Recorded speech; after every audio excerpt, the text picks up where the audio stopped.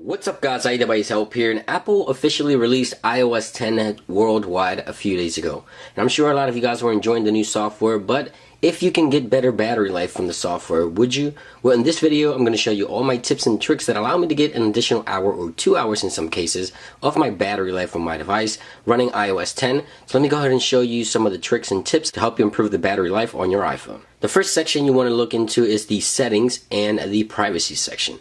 In here you'll find the location services section. This here allows the device to track your location constantly at all times for these applications to give you information instantly the minute you open them. But sometimes you don't need that information to be running in the background constantly. So right here you can choose which applications you want to be constantly tracking your location using that GPS chip draining your battery. The way I go about it is while in use. So if an application wants to use my location, I usually select the option that says while in use. Now applications like weather are constantly tracking your location. For those I put never. You can still check your weather when you go inside of the weather's application, but it won't be running in the background taking up all your battery life by tracking you constantly. Right here you have additional options that you can go ahead and turn on or off depending on the applications you have installed on your device. For example, the App Store here, I only have it while in use. This will only track my location using GPS while the application is open. Below that you have the system services. This section here also has a lot of options that you might want to turn off. So for example, I usually turn off location-based suggestions. I don't use that often for maps, so I turn it off. Location-based Apple ads. I don't want ads based on my location. Down here you have diagnostic usage. All these I would turn off if you're not an Apple developer. This is constantly sending Apple diagnostic information, but as you see here the triangle, that means it's constantly sending your location. Now right above that you have the frequent location. This section here I always turn off. I never want my device to track everywhere I go. That drains the battery, invades the privacy a little bit as well. Now let's go back here and look at some of the additional options that you can choose to further expand the battery life on your device. Let's go ahead into General. Scroll down right here where it says background app refresh.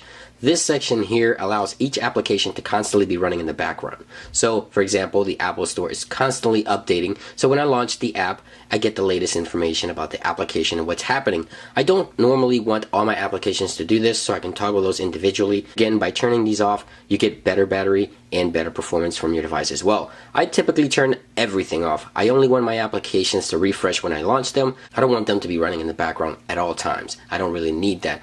Now, some of the typical and normal things you want to keep in mind is if you're not using your Bluetooth, just go ahead and turn off Bluetooth. If you're not using Wi-Fi, you're out on a road trip or something, turn off the Wi-Fi. Those things are constantly tracking to try to connect. So if you turn those off while you're not going to be using them for a while, it really helps improve the battery usage on your device as well. Another section you might want to consider looking at is the iTunes Store.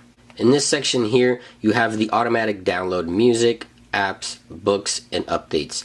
This section here is constantly tracking the App Store, the iTunes Store, the iBook Store in order to download the latest updates for your music, for your apps, and things like that. Now, you'll still get your updates once you launch these applications. The only difference here is it's not going to constantly be tracking in the background to see if there's any new data for it to download automatically to your device. So if I want a new app update, all I have to do is launch the App Store, and then the App Store will prompt me if there's any new updates just like that. But if there isn't any new updates, it's not going to constantly be tracking in the background, again, preserving your battery and improving the performance on your device as well. Another section I typically turn off is the Hey Siri option. This option here, Hey Siri, allows Siri to constantly have the microphone on to allow Siri to detect when you say Hey Siri in order for you to use Siri hands-free. If you don't want that feature, you can turn it off. This is going to preserve your battery as well because it's not going to allow Siri to constantly have the microphone listening in order for you to go ahead and use Siri hands-free. Now under the batteries tab, you have the low power mode, of course. This is that button that you're going to activate when you're on that 20%. It's going to help you improve your battery performance. Right below that, you have your latest 24 hours of battery consumption individually by application. You also have your 7-day. You can sort through and see which applications are using the most battery. Now, two additional options that I look into sometimes is the handoff option.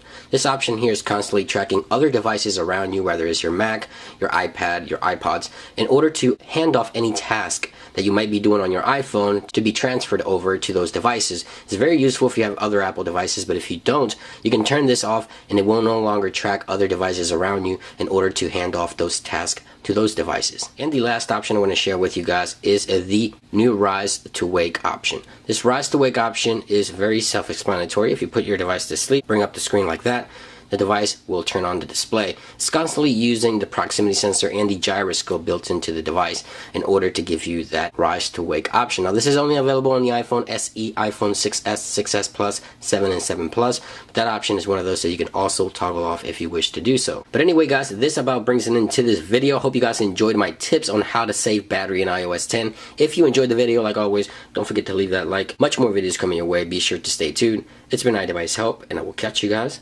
really soon. Peace.